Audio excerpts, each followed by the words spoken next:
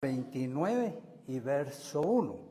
Dice: después dijo el rey David a toda la asamblea: solamente a Salomón mi hijo ha elegido Dios. Él es joven y tierno de edad, y la obra grande, porque la casa no es para hombre, sino para Jehová Dios. Amén.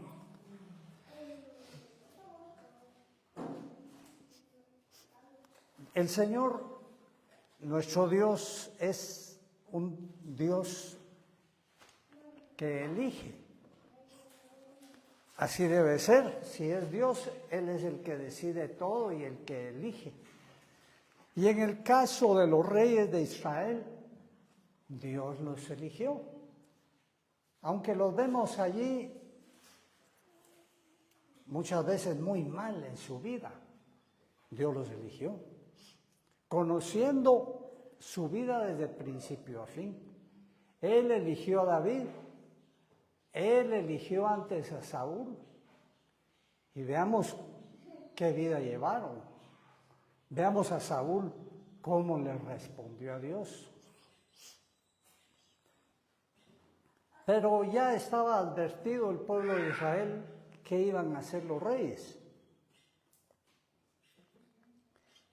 Y en el caso de David, Dios lo hizo conforme a su corazón, dice la palabra de Dios. Y aunque tuvo unos errores terribles en su vida, la mayoría de su vida se mantuvo recto y obediente a Dios. Y Dios no solo lo recompensó a él, sino que recompensó también a sus generaciones. Y aquí nos habla la palabra de Dios en Primera de Crónicas que Dios eligió a Salomón. ¿Cómo ve usted a Salomón? ¿Cómo ve usted que la palabra de Dios nos describe a Salomón? Pues verdaderamente pocos han recibido tanta bendición, tanta gracia y tanta sabiduría como Salomón. David fue un guerrero, y cierto que fue un guerrero iluminado, porque ahí tenemos los salmos y otras descripciones de la palabra de Dios que nos expresa la sabiduría que Dios le dio. Pero vamos a ver qué nos dice la palabra sobre Salomón, porque el rey David se esforzó en su vida.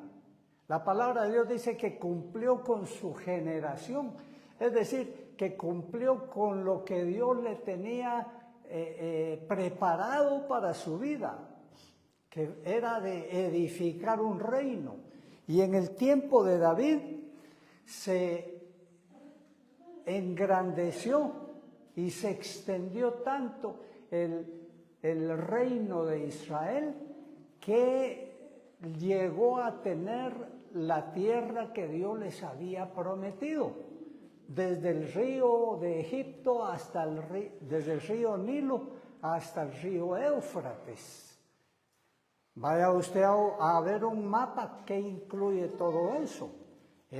Fue un reino grande. Realmente en ese tiempo Israel fue visto como una gran nación, como una nación poderosa, como una nación de un ejército invencible. Eso, así llegó a ser Israel.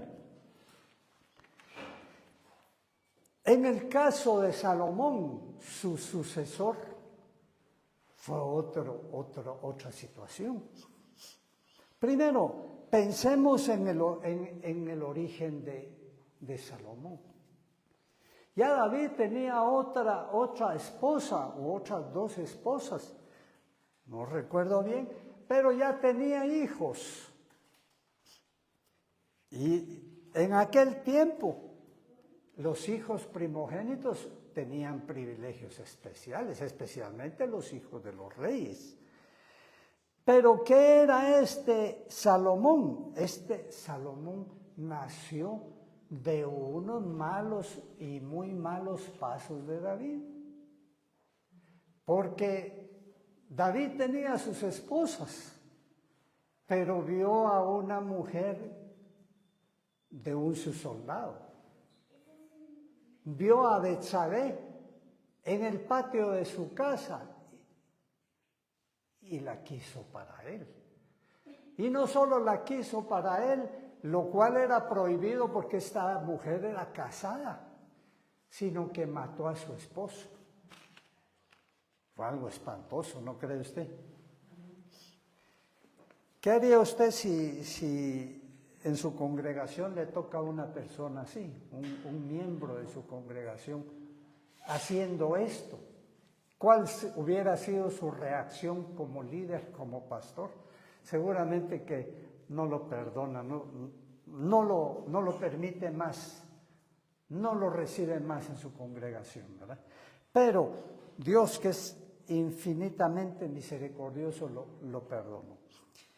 De allí nació Salomón, porque de la fornicación, del adulterio de esta mujer Betsabé con David, nació un hijo que murió, pero habiendo David recibido a Betsabé, después tuvo a Salomón.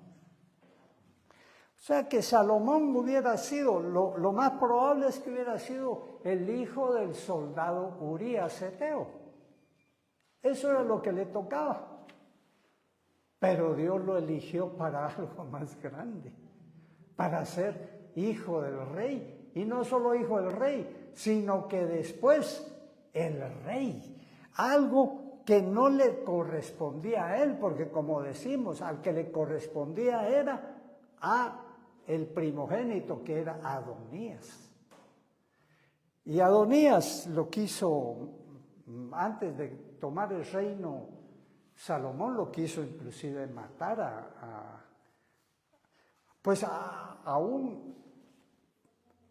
aún sin ser rey lo quiso matar a Salomón. Y antes de eso, Absalón quiso matar a David, porque también Absalón era primero que Salomón. De manera que este embrollo familiar y estas contiendas familiares y crímenes dentro de la misma familia eran espantosos por el reino. Y Dios se lo había preparado a Salomón. ¿Y qué le dio? Le dio un reino enorme, le dio muchas riquezas, le dio de todo le dio absolutamente de todo. Es como aquellos padres que trabajan día y noche, que se esfuerzan, que crean un imperio, una gran empresa, muchas riquezas. Son padres esforzados. Son padres que les cuesta hacer aquello y luego se lo ponen en bandeja de plata al hijo o a los hijos. ¿Y estos hijos qué hacen? Pues la mayoría de los hijos que reciben así, como no les cuesta, lo hacen feria. Yo creo que eso fue lo que hizo Salomón con este reino. Porque recibió un gran reino. Y primero, lo que hizo primero fue casarse con la hija de Faraón. No conocía él la ley de Moisés, que prohibía eso. Pues se casó con la hija del Faraón. ¿Cuál era su intención? ¿No había mujeres hermosas y bellas en Israel? Seguramente que habían, y mejores que las egipcias. Físicamente eran más hermosas. Y él se fue a traer una egipcia. ¿Qué perseguía? Perseguía alianzas. Perseguía ganarse la confianza del faraón. ¿Y de dónde le salieron esas ideas a Salomón? ¿Acaso vio él que hacía eso su padre? ¿Hizo alianza a su padre? ¿En quién confió su padre para hacer lo que hizo? ¿Confió en Faraón? ¿Confió en Nabucodonosor? ¿Confió en otros reyes? No, confió en Dios. Y Salomón no entendió eso. Aunque le pidió sabiduría a Dios y Dios se la dio. Y le dijo que iba a tener más sabiduría que cualquiera y la tuvo.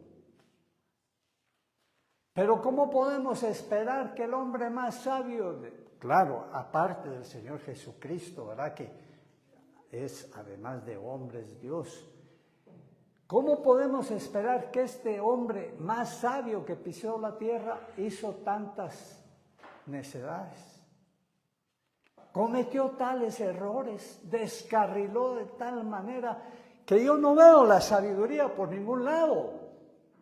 Yo más bien veo la sabiduría que Dios le dio a Salomón como para un show, como hacen ahora muchos siervos de Dios, predicadores de Dios, que lo que saben no lo saben para vivirlo, como nuevos y modernos fariseos, sino que nada más para hacer un show. Son pico de oro, pero corazón podrido. Porque llegaban, dice la reina de Saba, una de las más importantes, llegó desde los confines de la tierra a oír la sabiduría de Salomón. Y se asombró de la sabiduría de Salomón. Pero también se asombró de lo que vestían los siervos de Salomón y de lo que comían. O sea que aquel era un reino opulento y solo eran comederas y tomaderas de vino y de licores. Y de comprar caballos y carros y micos y pavos reales y un montón de chucherías que ¿para qué? ¿Para qué? Él se dedicó nada más a lo terrenal, como muchos hacen con las herencias que reciben, ¿verdad? Dicen, gocémonos y alegrémonos porque ya mi padre, mi tata ya hizo todo, ¿yo para qué voy a hacer algo? ¿Para qué voy a hacer algo si ya me lo dieron todo? Mejor voy a construir mis graneros más grandes, como aquel hombre, ¿verdad? Para que quepan mis cosechas. No sabe que posiblemente a la vuelta de la esquina ya Dios lo esté llamando. Se casó con esta mujer, hija de Faraón. Pero miren, no le alcanzó eso. No le fue suficiente la hija de Faraón. Y se casó con 700 mujeres. Yo no sé si se casó. Tal vez sí, porque dice que son 700 las reinas. Para que fueran reinas tenía que haber oficialmente pues una unión o recibirla como legítima esposa. 700 esposas. Y no solo eso, sino que 300 concubinas. Ay, Dios mío. Pero qué hombre más. ¿Dónde tenía la sabiduría ese hombre?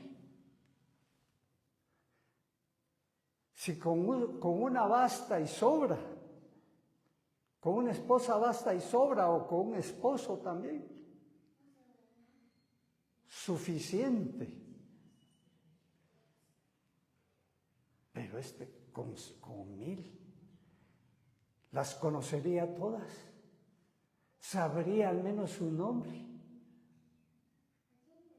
Salomón de verdad que se desbocó, como que su propósito era ganarse el récord mundial de tener más mujeres, haber visto a los árabes y dijo, yo les gano. yo les voy a ganar. Haber visto los arenes de ellos y dijo, yo soy más gallo, yo soy más grande. ¿Sabe qué me asombra? Que dentro de su sabiduría, Dios le dio a escribir el Cantar de los Cantares, que es el poema de amor más grande escrito o pensado alguna vez. Pero no que él lo haya pensado, sino que Dios se lo dio. Tal vez para que viera qué lejos estaba del verdadero amor, de la verdadera felicidad que en familia Dios le quería dar. Ha de haber dicho, al percibir el espíritu de ese libro maravilloso, ha de haber dicho, yo fracasé totalmente. Porque solo ama el que tiene una, o el que tiene uno nada más.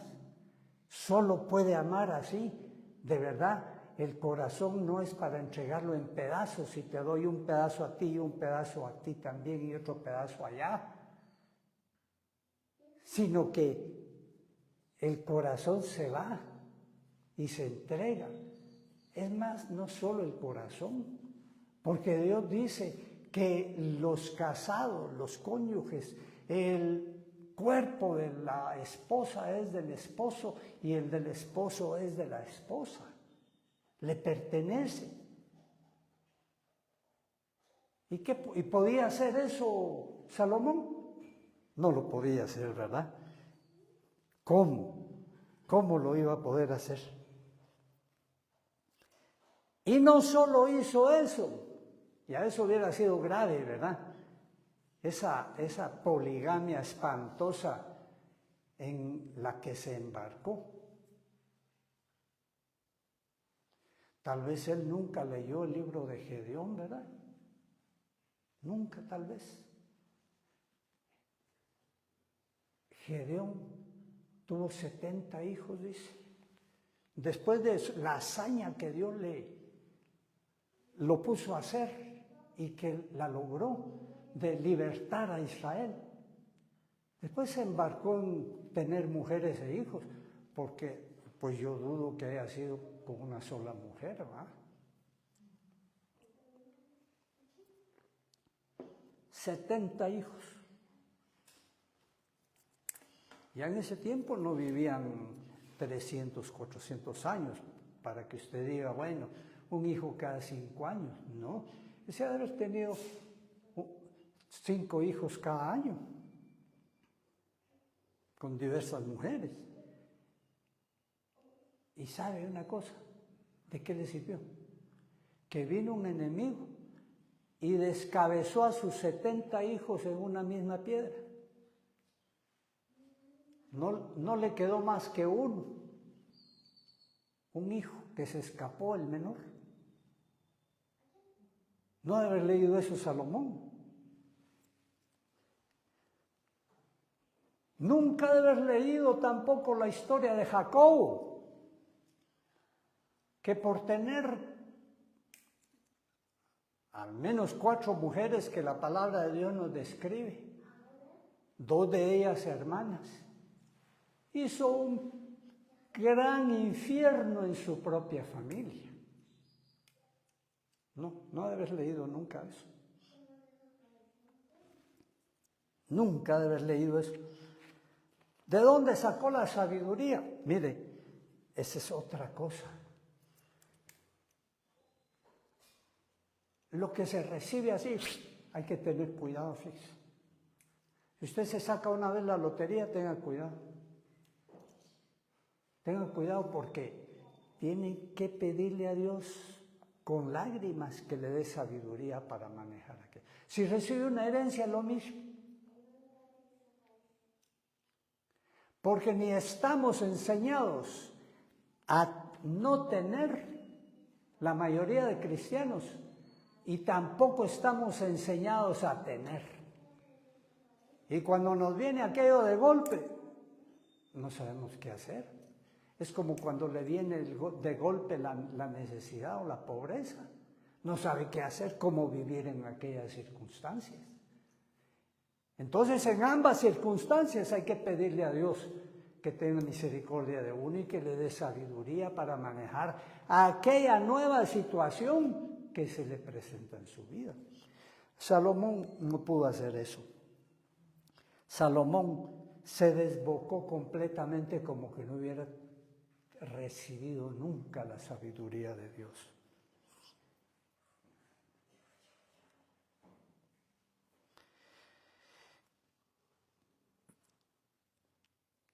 Fíjese que Salomón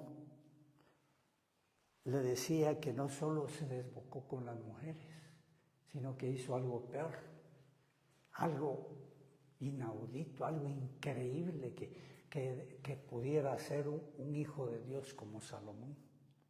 ¿Qué hizo? Le hizo altares a cada mujer, según era el Dios de cada mujer.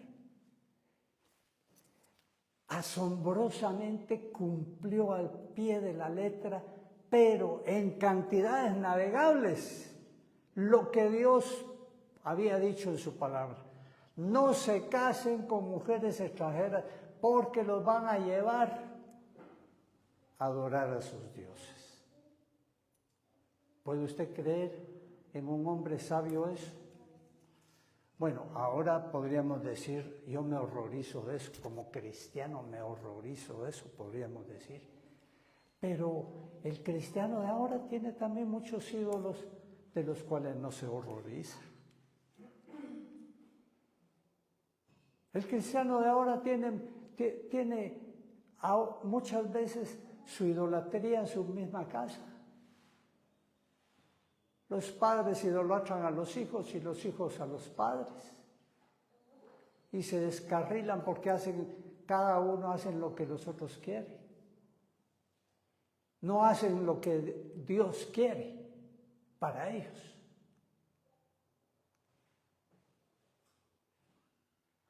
Tienen dioses también. El Dios Mamón. Solo al Dios Mamón sirve. Solo a las riquezas están, solo para lo material están, así como Salomón. ¿Cuál es la diferencia? Salomón dice que probó de todo. Él dice, voy a ver dónde encuentro la felicidad, la sabiduría, el gozo, la satisfacción personal, y comenzó a hacer de todo. Puede leer usted ahí en la palabra de Dios, él mismo lo confiesa, sin ninguna vergüenza, no se sonroja cuando nos presenta ese libro. Y dice yo probé de todo, yo probé esto, probé aquello, yo probé riqueza, yo probé fiestas, hacía banqueteos, luego se embarcaba en grandes jardines, como tal vez al tipo de los jardines babilónicos, de todo hacía, pero todo terrenal. Yo no veo que al principio hizo holocaustos para Jehová y Dios le habló, y por eso dice que Dios le dio sabiduría. A él no le aprovechó para nada, pero después yo no veo que se haya dedicado a nada. Y tanto desagradó a Dios, tanto ofendió a Dios Salomón, que dijo Dios, no, ya no más.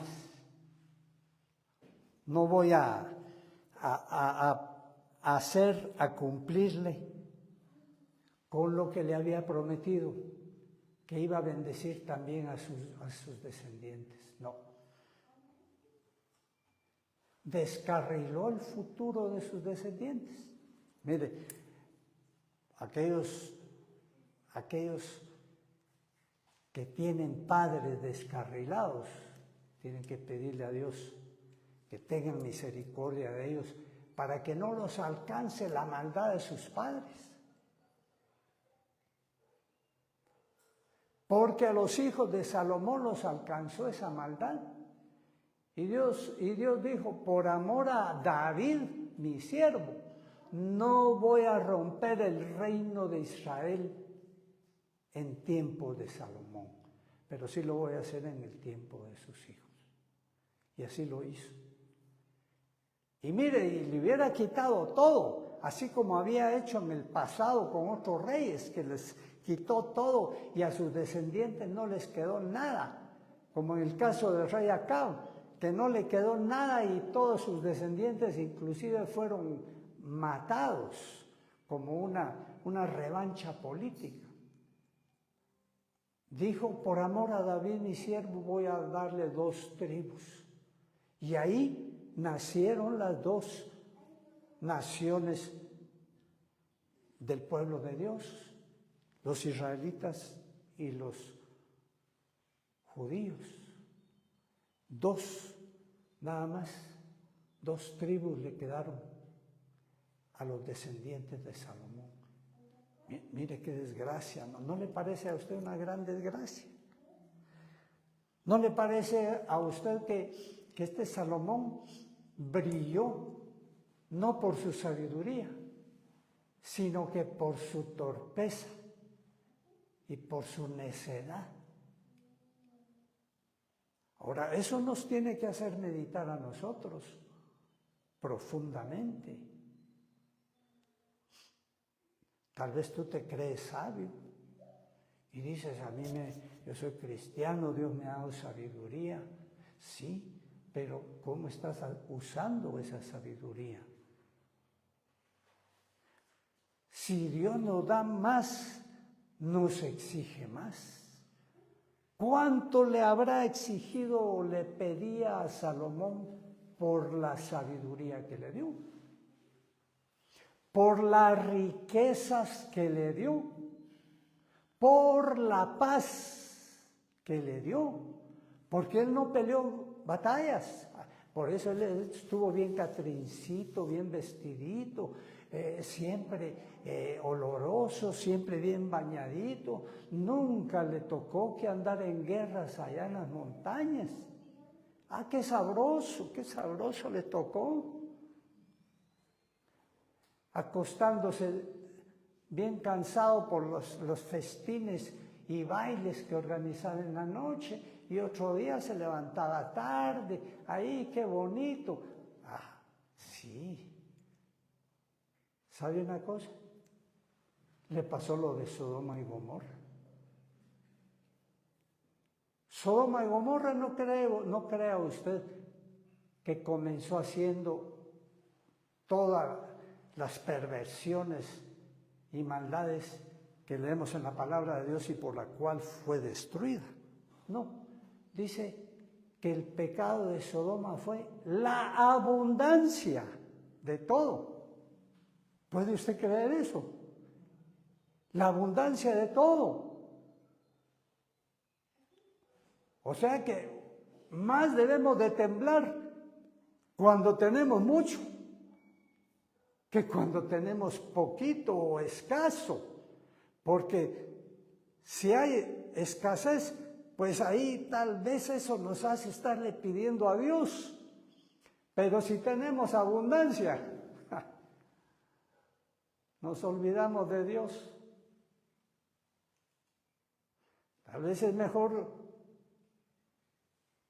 como aquel que no me gusta cómo pedía, pero que era más sabio que Salomón.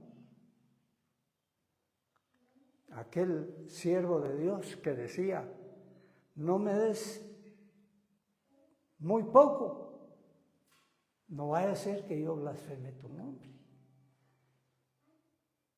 No, mejor, al revés, sí, o no me des mucho, no vaya a ser que yo diga, por la grandeza mía es que yo tengo todo esto, por la sabiduría mía, por mi astucia, por mi tesón, por mi esfuerzo, por mi profesión, etcétera, etcétera.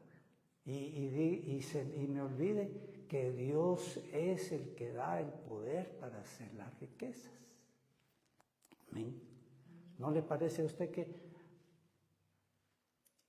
no es una excelente oración, pero es mejor que la de Salomón?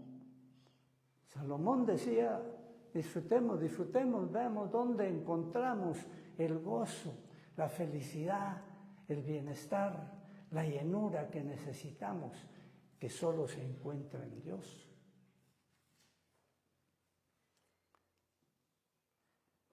La verdad que corremos gran riesgo si ni siquiera podemos decir que tenemos toda la sabiduría que Dios le dio a Salomón. ¿O crees tú que tú eres más sabio que Salomón? Pues yo creo que hay que creerle a Dios, que dice que él iba a tener la sabiduría más que cualquier otro en el pasado y más que cualquier otro en el futuro.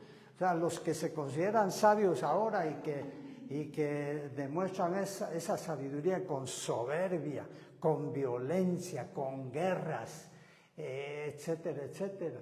No, eso no, ni siquiera podrían amarrarle los zapatos a Salomón. No serían dignos de amarrarle los zapatos a Salomón, aunque se crean mucho, porque ya Dios lo dijo. Corremos más riesgos, pues. Pero Dios ha escrito todo esto para que nosotros nos apercibamos y digamos, ¿qué hago con la sabiduría que Dios me da? ¿Me voy a considerar más libre de una caída que Salomón? ¿Me voy a considerar más libre de una caída que los de Sodoma y Gomorra? Dios le dice a Israel, Sodoma tu hermana, le dice. Así le dice Dios a Israel. Sodoma tu hermana. En el nombre de Jesús. Por eso Dios dice que, hablando de la salvación, con temor y temblor debemos de andar, porque no somos libres de caer, de desviarnos tan arteramente y tan ingratamente con Dios como lo hizo Salomón. Ponte de pie.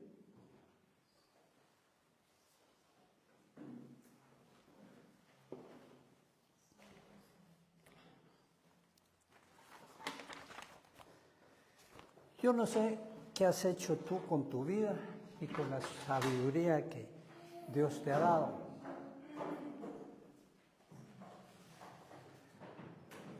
Porque Él dijo una vez que dentro de todos los profetas no se había levantado uno más grande que Juan el Bautista, pero que el más pequeño en el reino de los cielos era más grande que Juan el Bautista. Y esa grandeza no es más que por la sabiduría que Dios ha puesto en cada uno de sus hijos. No es más que por la sabiduría que es el Espíritu de Dios en nosotros. Cada uno puede ser más grande que Juan el Bautista, si entiende cuál es el camino de la sabiduría. Porque el principio de la sabiduría es el temor a Dios. Y el temor a Dios es apartarse del mal. Y caminar en Cristo y en el camino estrecho es mantenerse ahí con el temor a Dios. El que soberbiamente se aparta de ahí, ya viene a caminar como Salomón. Pidámosle a Dios que tenga misericordia de nosotros. ¿Cómo has caminado tú? ¿Qué has hecho con la sabiduría de Dios? ¿Tienes tiempo de enmendar si no andas bien? Si te has apartado. Padre Celestial, en el nombre de